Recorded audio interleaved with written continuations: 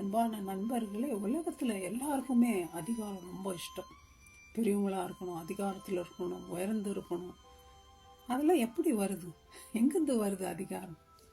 நீங்கள் நினைக்கலாம் அதிகாரத்துக்கெல்லாம் certain degree வேணும், படிக்காதவங்கெல்லாம் அதிகாரத்தில் உட்காந்துக்கிறாங்க, அது எப்படி? பைபிள்லேருந்து நான் உங்களுக்கு ஒரு வார்த்தை சொல்கிறேன், படிக்கிறேன் கேளுங்க. மத்தேயு 28. இயேசு சமீபத்தில் வந்து அவர்களை நோக்கி, 18ஆம் வசனம், வானத்திலும் பூமியிலும் சகல அதிகாரமும் எனக்கு கொடுக்கப்பட்டிருக்கு.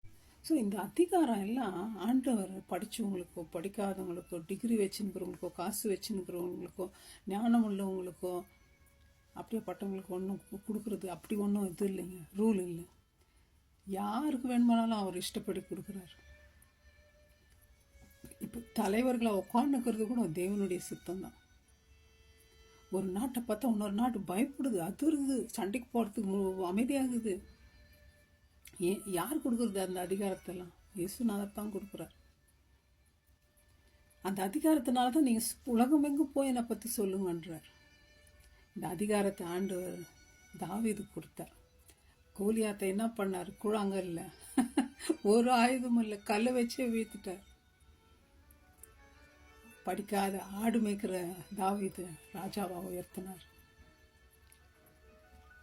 ஸ்டேமரிங் இருந்த மோசேய எத்தனையோ மக்களை மீட்டு வரும்படி ஆண்டவர் உதவி செய்து உயர்த்தினார்.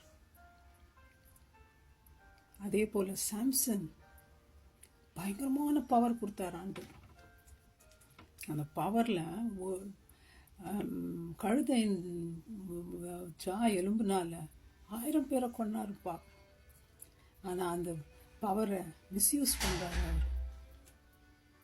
ஃப்ரெண்ட்ஸ், ஆண்டவர் சொல்கிறாரு, வானத்துக்கு எடுத்துக்கொள்ளப்படும் பொழுது நீங்கள் இந்த இடத்துல தங்கி இருங்க, மேல் வீட்டில் பரிசுத்தாவியானவர் வரும் வரை நீங்கள் காத்திருங்கன்றார். அப்பொழுது தான் உங்களுக்கு பவர் வரும். பரிசுத்தாவியானவர் பவர் கொடுக்குறாரு. ஆண்டவருடைய வார்த்தையை படிக்கும் போது ஆண்டவர் பவர் கொடுக்குறார். ஜெபம் பண்ணும்போது ஆண்டவர் பவர் கொடுக்குறார். ஆண்டவருடைய வார்த்தை பவர்ஃபுல், அவருடைய நாமம் பவர்ஃபுல்லானது, பெயர் பரிசுத்த ஆவியானவர் பவர்ஃபுல்லானது, அவருடைய கார்மெண்ட் பவர்ஃபுல்னு பார்க்குறோம். 12 வருஷம் பெரும்பாடுள்ள ஸ்திரீ வஸ்திரத்தின் ஓரத்தை தொட்ட உடனே சுகமடைஞ்சான்னு பார்க்குறோம். அவருடைய ரத்தம், வாவ், எவ்வளோ பவர்! உலகத்தின் பாவங்கள் எல்லாத்தையும் சுத்திகரிச்சு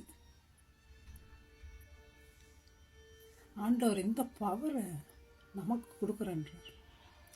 அவருடைய பிள்ளைகளாகும்படி நமக்கு அதிகாரம் கொடுக்குறார்.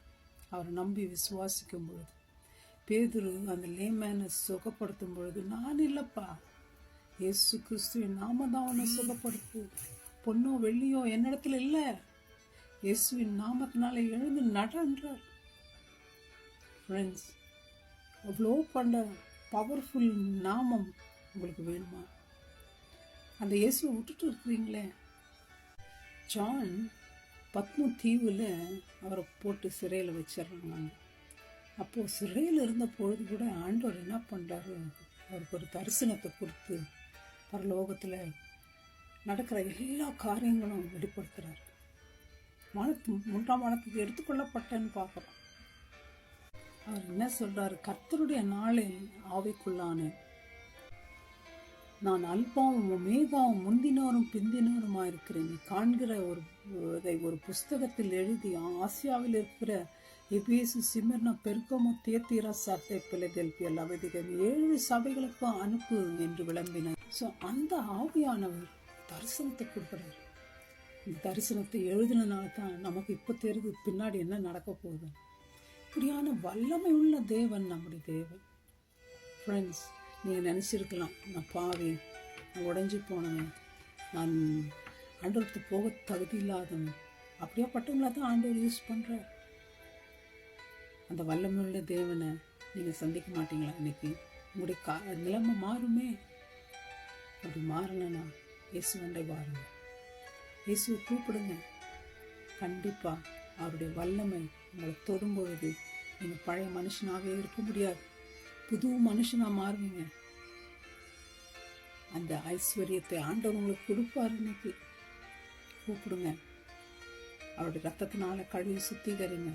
அந்த பவர்ஃபுல் இயேசு உங்களை பவர்ஃபுல்லாக ஆக்குவார். God bless you, my friends. Thank you. Bye-bye.